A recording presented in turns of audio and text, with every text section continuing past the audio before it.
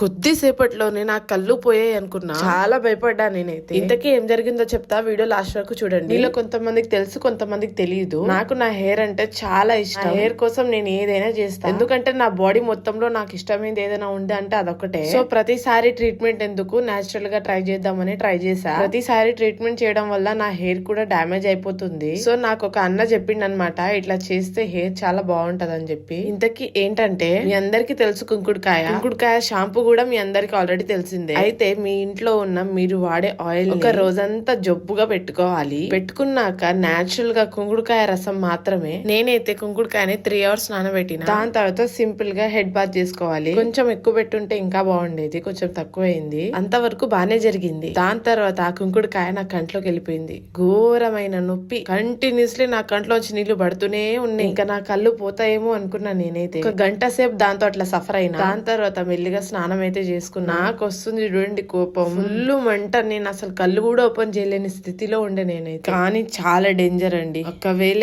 ఎవరైనా నాలాంటి తెలియని వాళ్ళు ట్రై చేస్తే మాత్రం ప్లీజ్ కళ్ళు మూసుకొని చేయండి.